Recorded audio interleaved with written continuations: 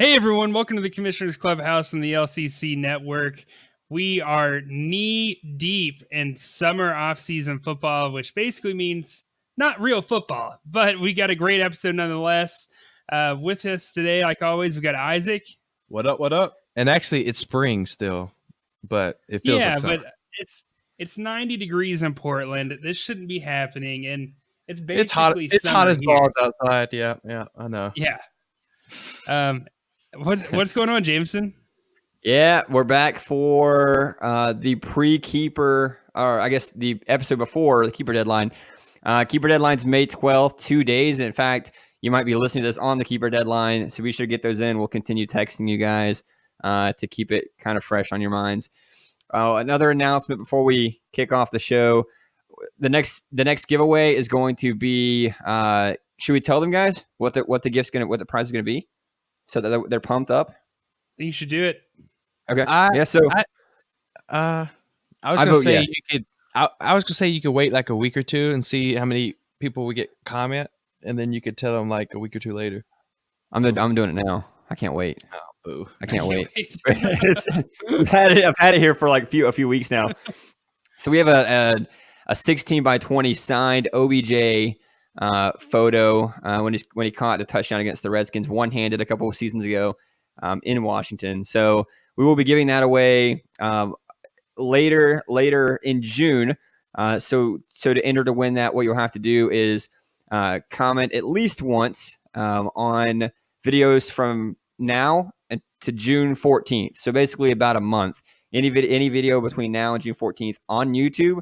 What you'll need to comment is an idea for an episode that we'll be doing in late June on June 28th. It's really, we've kind of labeled it like a free ball episode. There's not going to be any sort of agenda. There's not going to be any sort of show doc or anything like that. We're really just going to turn the mics on and talk for 40 minutes about fantasy football, about the LCC, anything that comes to our minds. And so we want ideas from you guys, things you want us to talk about. Your rosters, your history, any matchups you got coming up this week or this season, any trades, anything like that.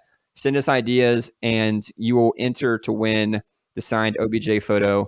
What we'll do, we'll get all the names of everyone who comments from now to June 14th, and we will pull a name out of a hat via a live Facebook video so you guys know it's transparent, and that person will win the signed OBJ photo. So I will talk about this again to clarify anything else I need to, but just wanted to throw that out there so you guys have time to think about that. Cool. Anything else you guys want to add before we jump in? Nope. No, apparently Pat doesn't either. Okay. So he's probably eating some Cheetos. He's probably eating something. When he doesn't answer quickly enough, I know he's eating something. Quick question here, just to kick things off. So would you guys rather forego your current picks and not participate in the draft and have to build an entire roster from just free agents, but you'll have unlimited transactions for the rest of the season? Or would you rather draft with your current picks, but be limited to just 3 transactions all season long? So no draft, unlimited picks, draft, but only 3 transactions all season long. All right, so we've had this in the show doc for about a week and a half. When originally me and Jameson were working on this, I was like, dude, no question, I would rather build an entire roster out of free agents because I love to do the waiver wire. But the more I start looking at my team, I kind of like where I'm at. So I'm probably going to draft with my current picks and just really have to pick and choose what 3 waiver wire picks I'll actually be able to use. Yeah. Well, 3 transactions, like bye weeks, waiver wires, injuries, like all season long. You got 3 picks. Exactly. Like I'm gonna forego the draft, build an entire free agent roster, and just make tons of transactions all season long. Because your team sucks. No, yeah, I was about to say, man, you must have no confidence in your roster if you're going to do something like that. I have a ton of confidence in my roster, but if you look at everyone's roster, everybody, including mine, there's 33 to 40% turnover every single year from who you draft to who ends up being on your team. I mean, guys that carry you to championships, like Phillip Lindsay, Isaac, like these are guys that carry you through the season that you don't draft. So, I mean, I still have 3 picks, man. I could get Phillip Lindsay with one of those 3 picks. Possibly. Well, I mean, you got to fill in bye weeks. I will say this, Jameson. You don't have the greatest track record in drafting overall. So it kind of makes sense going from that approach. What? Burn. Dude. Boom. Roasted. I played it for you, man. James. No, Boom, I didn't. Here, I'll hit it just so you guys will stop. Boom. Roasted. I definitely didn't in the beginning, but that's something that I've improved on a lot, I think, the last couple of years. But no, I think it'd be fun. He thinks, ladies and gentlemen. I was the number one seed last year, dude. Isaac. Dude, I'm telling you, man, like, there's no way I would give up my entire draft so we could get a handful of good guys, and hopefully they can carry me to the playoffs, which I know they're not going to carry me to a championship. I take my chances in the draft, man. I feel good about my confidence there versus, especially with our current waiver wire setup, man. No thanks. 3 transactions is tough, man. That's really tough. I don't think people realize how much they actually do all season. And the ones who don't are the guys who don't make the playoffs. I mean, 3 transactions is really tough. That's a tight window. You would really have to be. I mean, I've done it before as far as not putting in an initial waiver wire pick and just getting it, after the time limit's over. So I don't give up my spot as far as, to move up the ladder to get a better pick. But yeah, something like that. I mean, I don't think I can. I'll tell you what, though, if you don't, it's rough, dude. And draft day is like my favorite day of the fantasy season. You know what I mean? Like, I'm not excited about the draft. Man, I look anymore. forward to draft day. I mean, it's fun, but it's not what it used to be. I don't think because it's at his house. It's at my house. No, I like having it. I like having it at my house. No, I have fun with that, but yeah, dude. And then like there's these guys that don't use a waiver wire pick all year long, and then all of a sudden, bam, you know what I mean? They decide to use it, and they get the one guy you've been hoping to get all week long. You know what I mean? That was you with Nick Chubb with me. I was so pissed. All the time I jumped on, like it literally broke on my phone. 5 minutes later, I jumped on my phone. How about Pat somehow went to go take a dump at work and somehow noticed that something happened to the starter and went and picked him up. I'm like, of all the times, this is usually me who gets these players. Like, why? And look where he's at now. I mean, he used him to get Christian McCaffrey. So, I mean, it doesn't always work out the way you want to. Yeah. Yep. Well, we'll move on. That was a fun question. I wonder what everyone's thoughts are. Hang on, real quick. While we're on Jameson's draft history, I just want to flash back to 2015 real quick. That was the year I didn't make the playoffs. Jordan Matthews was selected in the 3rd round, followed by Jordan Matthews had over 1,000 yards the year before. He drafted, buddy.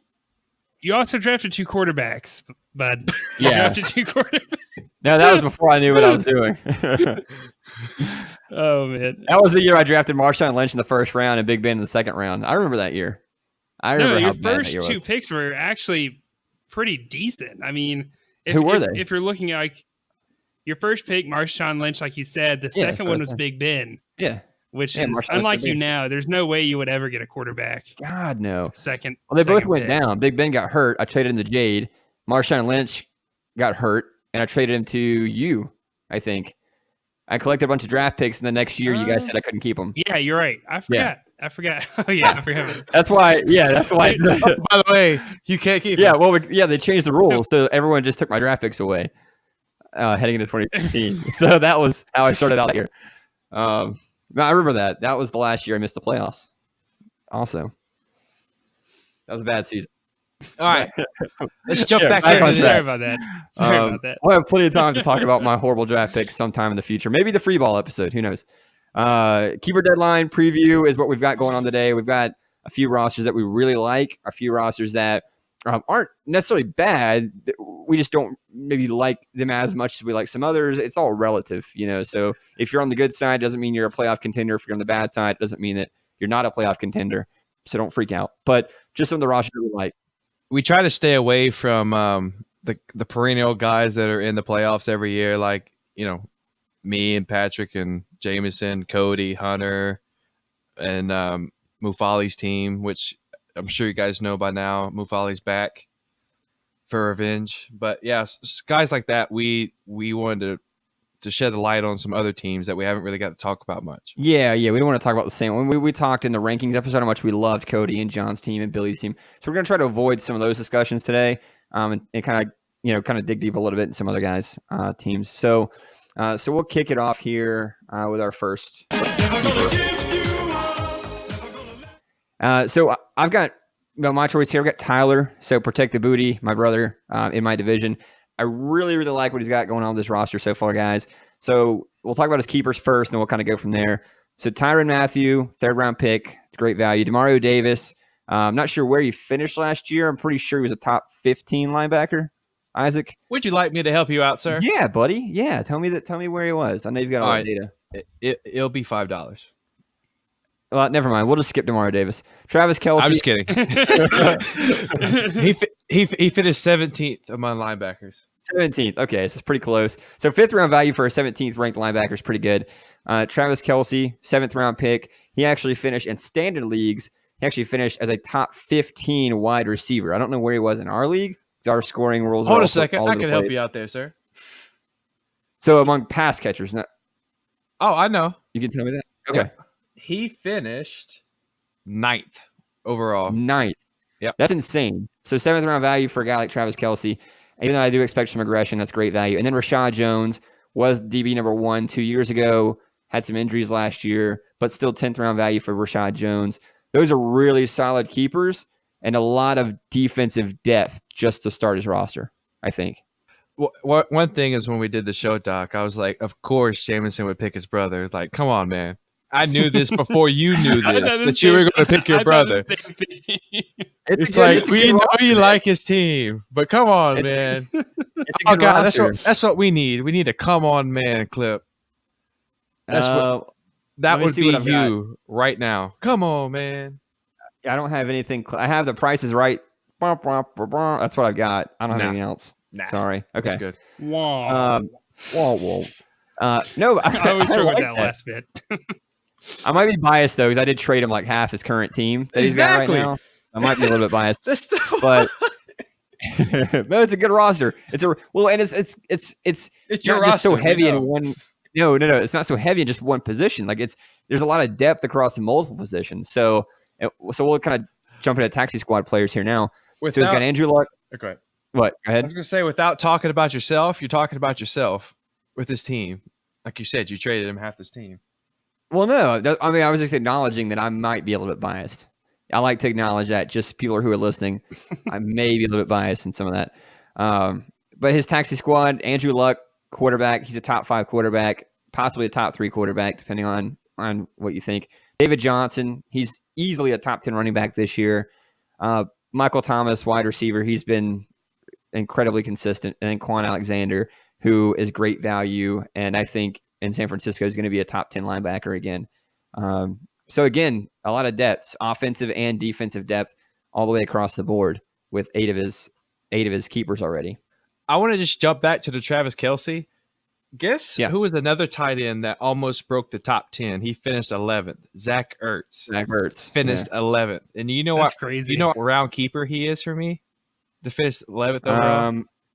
11th. He's a 15th round pick for me. Gotta be cheap. 15th. 15th, yeah. And he had injuries. George Kittle's the same for and me. he finished 11th. It's insane. Yeah.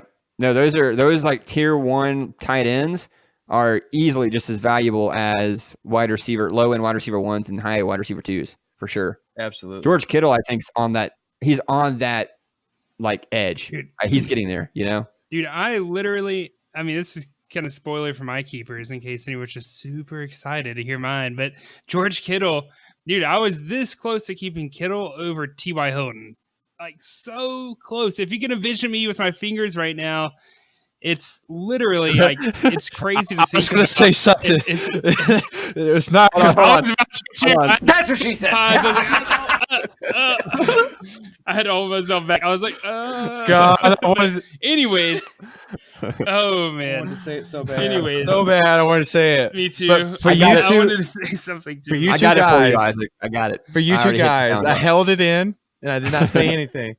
I hit the sound drop for you. This man said if you literally could see how small my hands are with where I'm going with how close Oh my God, that's what she said. Moving on. So, well, where's George Kittle yeah, ranked? no, I mean, I was. Do you have that data too? Of course, I have that. Okay. Why does he don't have that? All right, Trusty so- iPad. I'm not on my iPad. I'm on computer. T.Y. Hilton finished 17th. Did you say you got a computer? Yeah, on my laptop. Yeah, it's the crappy one with the audio in the background going. Can you guys hear this? By the way, guys who are listening, can you hear Isaac's static in the background? Because I'm not going to edit it out this time. I did it last week. I don't know if you guys can hear it or not. Assholes. George Kittle finished 15th, and T.Y. Hilton finished 17th. Wow. Okay. So maybe there is a. Wow, that's crazy. George Kittle. Dude, Kittle. George Kittle will did- regress though, so I think you're good with T.Y. Hilton. Well, T.Y. Hilton averaged 2 more points than Kittle did, but finished higher. Yeah, Kittle's a guy that should be going in both conferences in the waiver wire pretty early on. I would imagine probably by the second round. Wow. Yeah, I mean, I took Zach Ertz last year in ours, second overall in our first round, and look. Yeah. I mean, he was absolutely dynamite for me last year. He won me a game against you when your quarterback kept throwing to my receiver and he beat you. Like, that itself was worth picking him in the first round of the waiver wire last year just to beat you. I mean, to split our look at it this way: record. George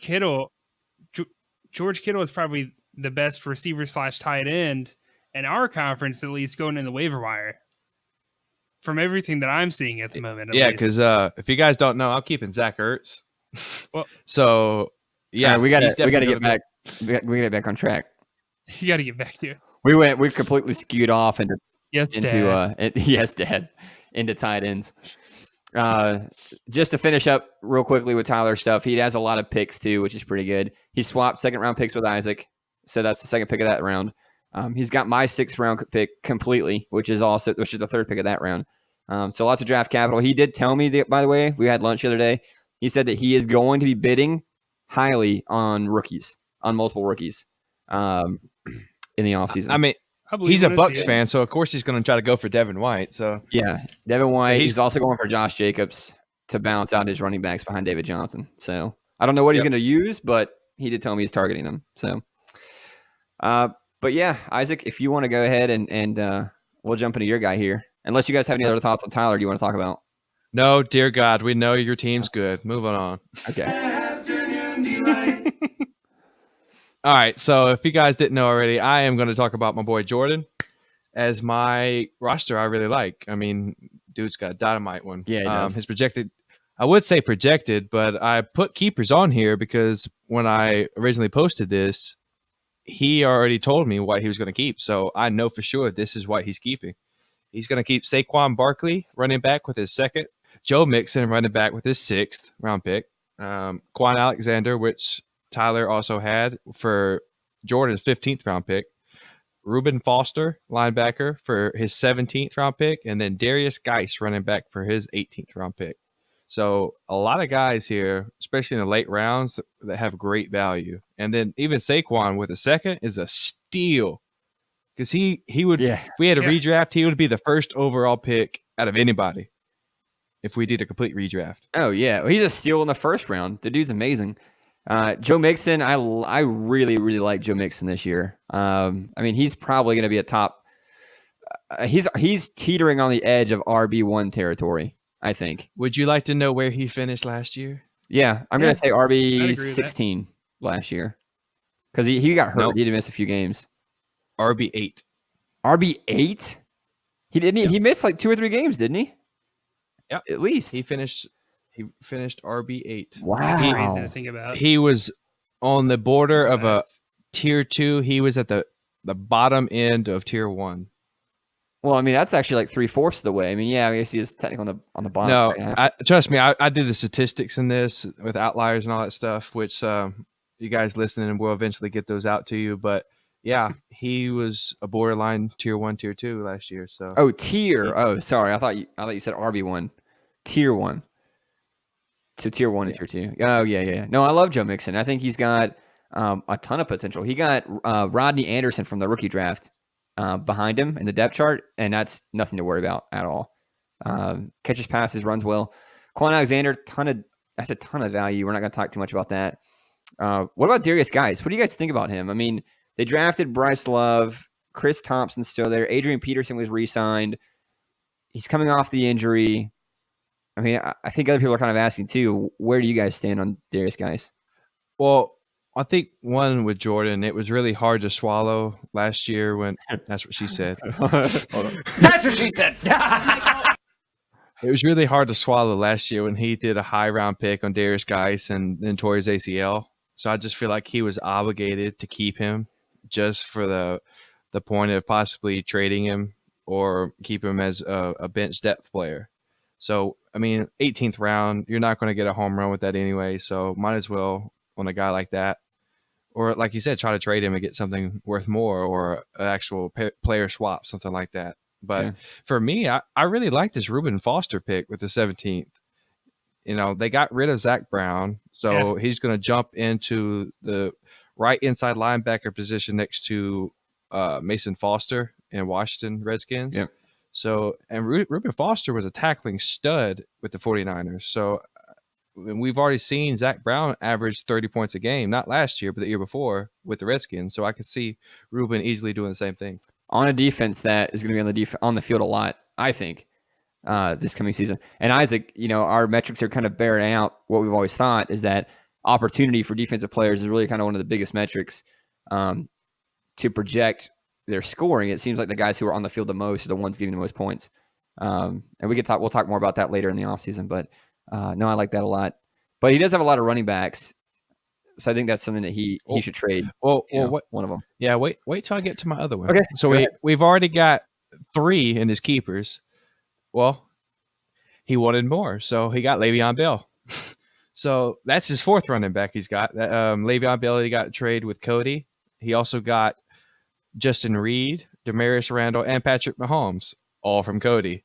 Literally, Cody just gave him 4 of arguably some of his best players.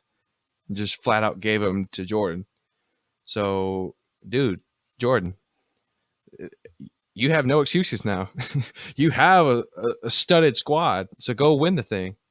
But yeah, I like his defense a lot too. Yeah, I mean he's got a great linebackers before the draft. Great start.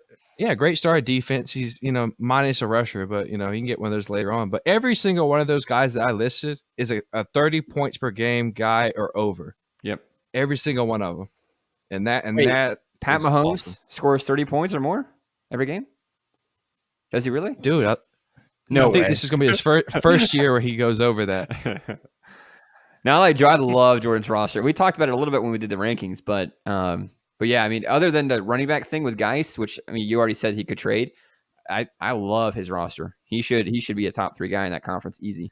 Darius Guice is the only one I don't like on the roster for the fact that I really don't like. Yeah, you can trade him, but I don't know if anyone's going to pay what you really want for him until the season actually is kind of underway. And at that point, you may end up cutting this guy depending on kind of what you do in the draft. So I don't know. I feel like you could have used that a little bit different, maybe solidify his defense even a little bit more, especially on the DB side of the ball. I tried to talk him into keeping Robert Woods or Sammy Watkins, but he seemed really heavy set on getting his boy Guice, which I also, like I told you, feel like ties back to the high pick that he gave up for him last year. Oh, you got to keep Sammy though, man. There's so much opportunity for Sammy Watkins to be a top 15 wide receiver this year in fantasy. If he stays healthy. If he stays healthy. Yeah, dude, jeez, man. Well, it's a big if for Darius Guice too, especially how crowded that backfield is. I mean, but Sammy's a great value this year, Jordan. I mean, he's already put his keepers in, I guess, but he can nullify it. He still has time. Yeah. Deadline's not passed. Yeah, but by the time he listens to the podcast, it's already over. Maybe someone will just text him. but no, I think Sammy Watkins would be great over Guice. But Pat, what about the roster? Who do you like? Man, hang on. One more thing I want to say about Jordan. Any honorable mentions for you? Demarius Randall was a guy that I'm super high on this year. Like you were just saying, Isaac. I mean, that guy's, I think he's a solid DB1, man. I mean, just at the moment, kind of where we are in the offseason, I think this guy he's a great DB to kind of build your defense around. and hopefully Quan can stay healthy for him, because that'll be another big factor in that defense. But yeah, anyways, so my team, the owner that I like, kind of where he's at right now, is the third leg. That's Charles, who owns that team. Been in the league a long time, just haven't really seen any of his work come to fruition yet. But let's just start off with some of these keepers, man. And we were talking about opportunity, and this guy's going to have a ton of it this year. And that's Luke Kuechly. He's having to give up a second-round pick. He's completely worth it. He'd go in the first round, probably the first 3 picks of the draft. Definitely great value there. I really love the Luke Kuechly pick. It's safe. You know what you're going to get. Very consistent linebacker. Yeah, I was about to say you went out. Sorry, I was moving around in my chair. I was moving around in my chair. I was like, let me get back to the mic. Sorry.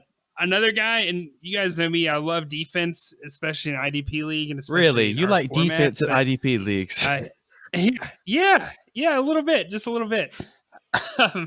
None other than the Honey Badger at DB with the 3rd round pick. I don't think you can go wrong with Matthew there. I think he's really going to be able to put up good numbers for you. I mean, these obviously aren't solidified yet as we're broadcasting this podcast, but I feel like those are pretty certain where I would go, at least if I was Charles. Good safe pick there. Going to put up a lot of numbers. Third keeper on the list, Amari Cooper is a 10th round pick. And I know none of the 3 of us are like big fans of Amari, especially Jameson. He's worth a 10th round pick, man. Especially Jameson. He's worth a 10th round pick. Hate him. I wish I could bleep. I wish I know how to bleep stuff out, so I just do it right now. Just hold the button down and talk about Amari Cooper. No, that's still really good value. Yeah. But no, that's excellent value for Amari Cooper. Yeah, it's great value. You can't beat that, and it just makes sense in my opinion. Especially this next one, Leonard Fournette. I almost said Darius Leonard there. 13th round pick. Great value there as well. I know he's banged up all the time, but the big boy can run when he's on the field. And a 13th round pick, man, is pretty safe. You're not really losing anything by taking a swing at that one. I feel like that's a good pick to kind of help boost that offense a little bit. But the last one here, man, is Keanu Neal, 17th round pick, similar situation as me. He's definitely worth it. He's super low risk. I mean, dude, most people with their 18th, 17th round pick, they're probably getting a guy they're cutting in the next 24 hours. So Keanu Neal, love that pick. Will be a DB1 this year, probably a tier 1 DB in most fantasy formats. Quick sneak peek. Do you know where I got him in my fantasy rankings for this year? I've kind of been tweaking. Where you got him? The 1st overall DB. I think he's going to come back. Whew. Yeah, man, he's projected, and then you got Jamal Adams too. But yeah, I really have a huge year for him this year. So Charles, don't be a dummy and not keep him. I mean, 17th rounder, you really just have no excuse if you don't do that. You should. I really love Tyrann Mathieu in Kansas City this year. I mean, third value is not as good as Keanu Neal 17th round value, but I love Tyrann Mathieu this year. I think he's going to have an awesome season. Imagine having both of them on your roster, though. That is great. I mean, gosh, man, I'm more excited about his secondary than my secondary. And I feel pretty good about mine. So I think he's probably got one of the best. Kind of leads me further down the line here in some of my comments, but dude, he is a guy that you've definitely got to keep, and I feel like he's probably going to have the best DB core in the league, for that matter, based off just those 2 alone.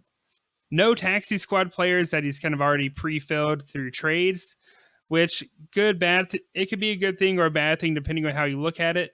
I kind of view it as a good thing because he has a lot of holes he really needs to fill in this roster. I love those 5 keepers, but those 5 guys aren't alone going to get him to the playoffs. He's going to have to make some moves in the taxi squad. I really think that based off where we have him right now with his roster, and it kind of leads us into our next segment, Daquan's looking like the third man out right now. You know what I mean? And I really like Charles with what he's got here, and I think, I'm not saying he will, I think he can compete for the division against Jordan based off those 5 guys. You want to crown him? Then crown her. I was waiting for it. That's one of my favorite sound drops now.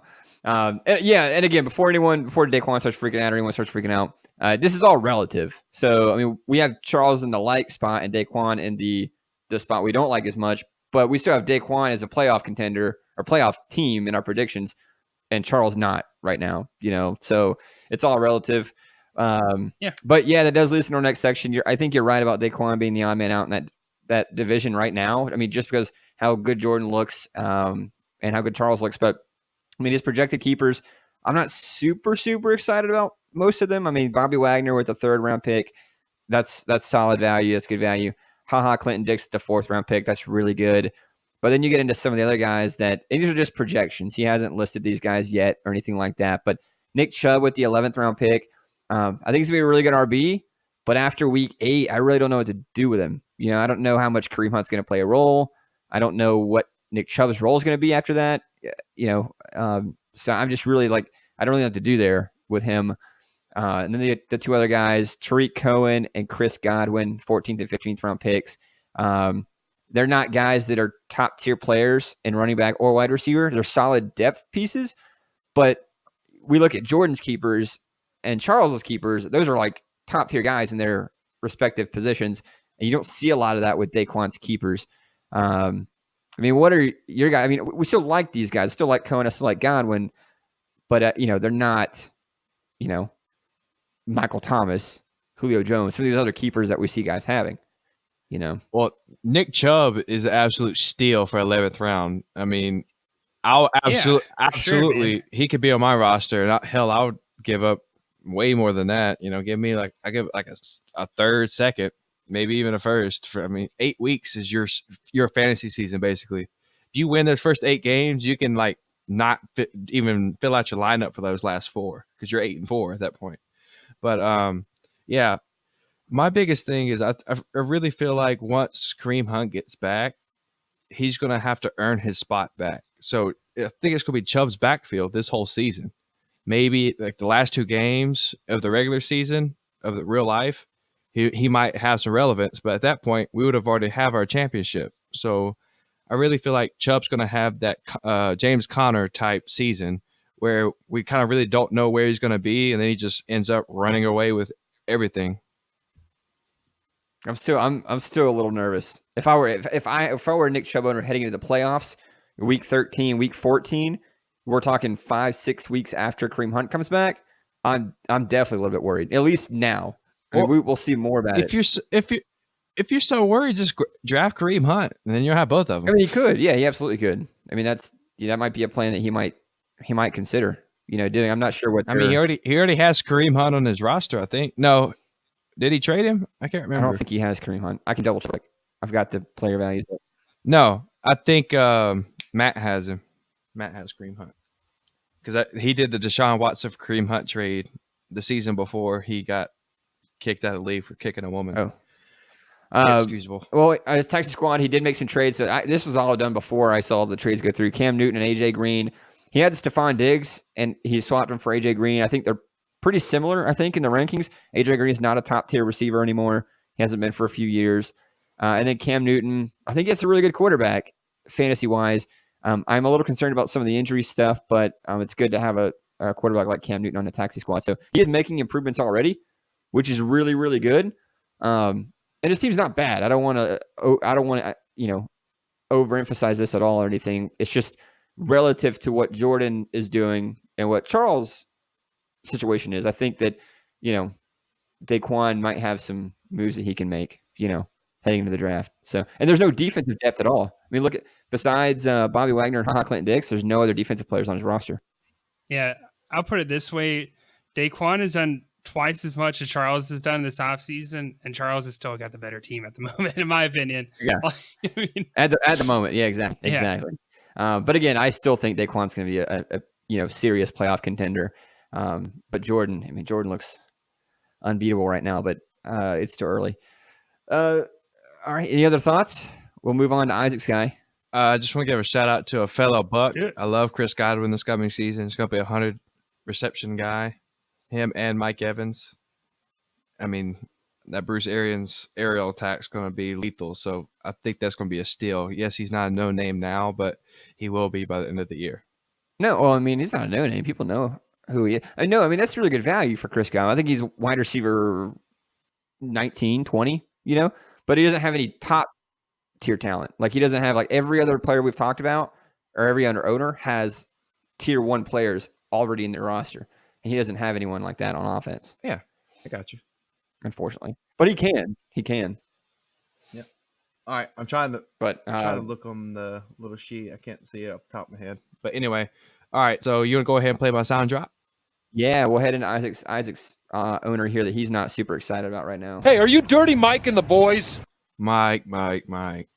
What were you thinking with your keepers? He posted these keepers today, and my projected keepers were much, much better than his actual keepers. One thing we did have in common, we both had John Johnson, defensive back, first pick. I could see the Antoine Bethea. I mean, he's been lights out past couple of years, and he's going to go to the Giants, so he's going to have plenty of opportunity. I mean, just look how good Landon Collins was back there. So, I mean, both of those guys are 30+. But after that, I do not understand these picks. Next, he has Tyreek Hill, wide receiver, 5th round. Normally, no issues, no questions, no nothing. Great value. Tyreek Hill might not even play next year. So why in the heck would you keep him? Yes, it's a gamble, but a 5th round pick is a high gamble considering how bad your team has been. You have like a Lamar Miller on your team that you could keep for, hold a second, I can't even tell you right now. He was a 13th round pick. Why would you not keep him instead? You invested a 2nd round pick in him last year, and you're just going to let him walk when he actually is going to be able to drive the show in Houston next year? Does it make sense to me? Last 2 guys, we got Tahir Whitehead, linebacker, 6th round pick. This guy is another guy that might not even start. Vontaze Burfict was signed by the Raiders and supposed to take over the starting job at right outside linebacker. So a 6th round pick for not even a starter, potential starter. Like, I don't understand. DeMarcus Lawrence is the last guy, defensive end for the Cowboys, 10th round pick. He's a good player. He's very good defensive end. He's already kept him 1 year. This is going to be his 2nd year keeping him. But with how much separation there is in defensive ends and defensive linemen and even rushers being added in there, they're all so close together that it's not even worth keeping a defensive player or trading for one. You literally could wait until like the 8th round to get somebody that's going to average like a point or 2 points less than a guy drafted 5 rounds ahead of him. So I just do not understand these picks. And of course, never mind, I'm getting ahead of myself. Go ahead and let me guys. Isaac's all riled up, Patrick. I can I tell. just picture him like over there sweating and like wiping sweat off his face as he's talking. Tyreek Hill, it's looking really bad for Tyreek Hill. That's a very bold move to keep him. I mean, we'll see what happens, but I wouldn't have done it. And I don't. DeMarcus Lawrence. We've said this at least 3 or 4 times. Defensive ends are not worth keeping with the new rules and everything, regardless of what their pick is, unless they're 18th round pick for Joey Bosa and you have no other keepers you want to keep. Sure, but Mike had other guys he could have gone after. Tahir Whitehead, I barely even know anything about Tahir Whitehead. That's how little he's done. We had a good season last year, but who is he playing next to, Isaac?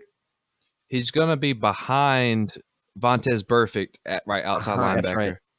That's right, in Oakland. Because Brandon Marshall's going to be starting middle, and then Vontaze Burfict's supposed to start right outside. And Tahir Whitehead's only ever played right outside, so it's not like he could be flipped to the left side. So I don't want any of the linebackers at all this season. Yes, that's awful. Pat? Well, he finished top 15 last year. He was the 15th ranked middle linebacker, but that was when he was actually starting. He averaged 29.3 points a game on a defense. On the field all the time. Exactly, but Mike, I don't think pays attention enough to know that this guy might not even start. Yeah, I guess let me hop in because I have a different point of view than you guys. I mean, granted, I'd still put Mike in this position. He's in a rough spot, man. I mean, he's one of those teams in this league he's got to completely rebuild. I mean, there's so many issues on the roster, but John Johnson, Bethea, I mean, those 2 picks make the most sense out of all 5 of these. Tyreek Hill.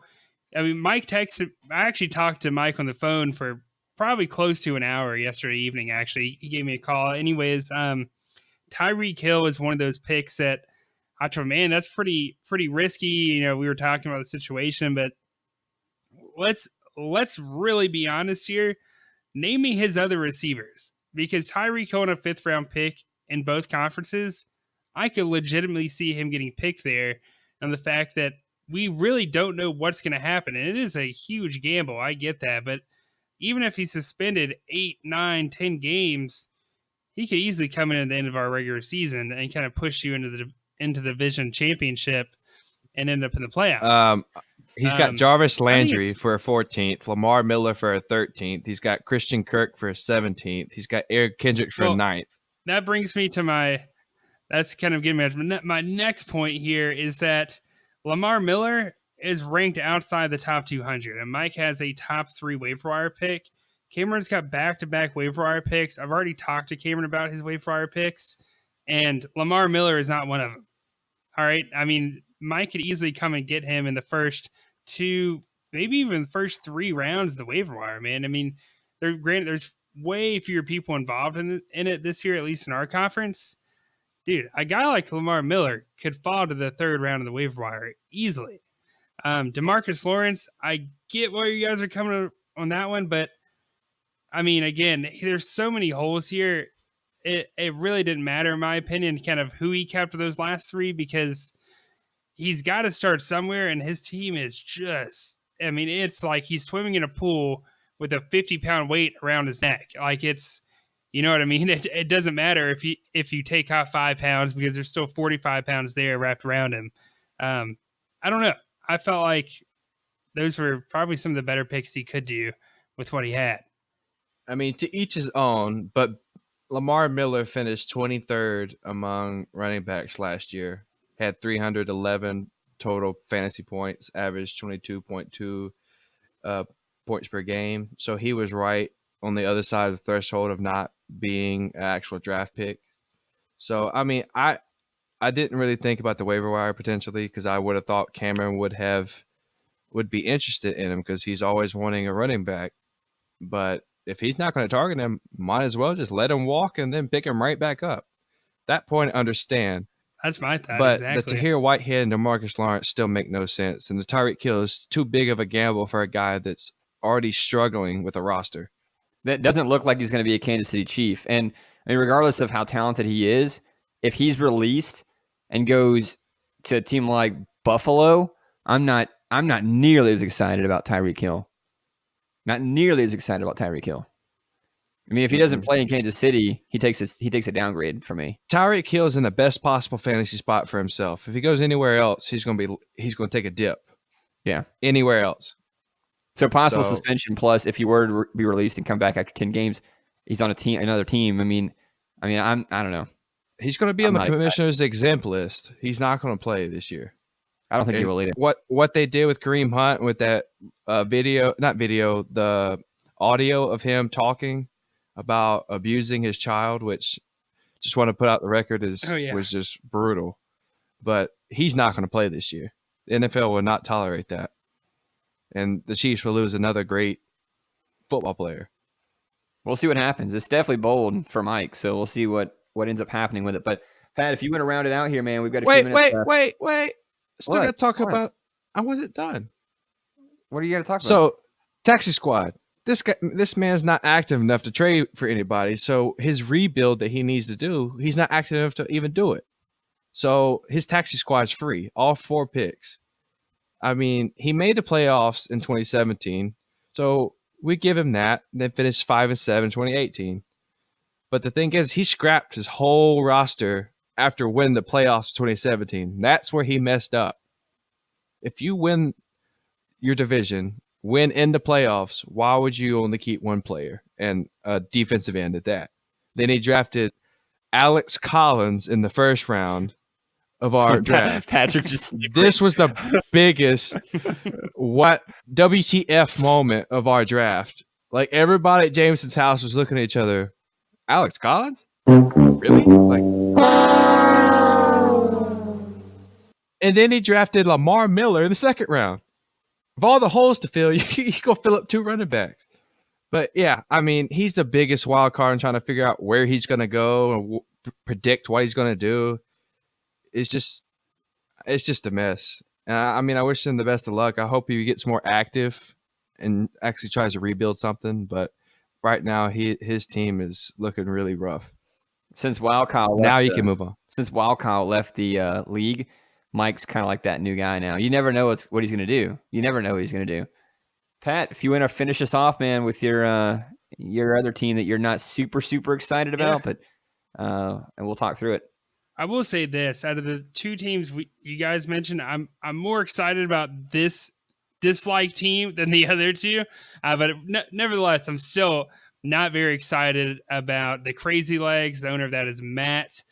Pretty much most people in the league know him, at least. The keepers right now that I've got him projected keeping: Jordan Poyer, 2nd round pick. That one's gonna. Oh, man, that's just tough. I don't know. It's good. I don't know. I feel like they have more depth in their draft. I feel like he could go to the 3rd. Kareem Jackson, 3rd round pick. Definitely makes sense, especially with talks of him actually playing safety now. Mike Evans, 8th round pick. Joe Schobert, 9th round pick. And T.Y. Hilton, 13th round pick. And that value at T.Y. is great, and that's exactly why I'm keeping him. I think he's very similar on my value sheet as well. Joe Schobert, you guys know I'm a big fan of Joe Schobert.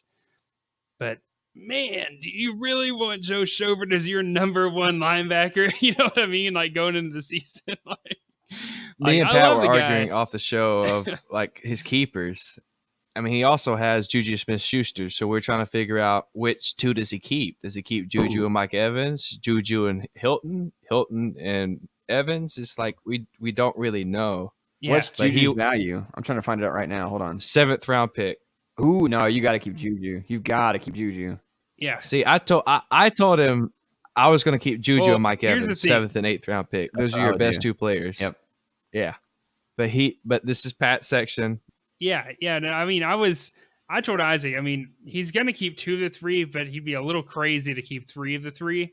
And the fact they're all in the last year of their contract. T.Y.'s just so cheap, though, compared to those 2 guys. And I really, like, if you look at, forget about rankings, all right, 1 through 12, 1 through 24. If you look at the points for between those guys, the 3 of them, there's not much difference. I guarantee you're not going to see much difference in that, and especially in the averages. Right, all right. So, tell me. Mike Evans averaged 26.2. I mean, okay. Juju averaged 26.9. So those guys are pretty close. So we're going to go down to T.Y. Hilton, 24.7, 2 points less. But what kind of value are you getting with? I mean, the 7th round. I mean, how much better is that value for what you're doing? T.Y. was a 17th among wide receivers. Mike Evans was 10th.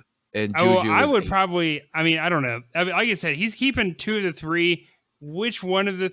You know what I mean? It's a toss up. I would do Juju if I had those 3. I would probably do Juju and Ty.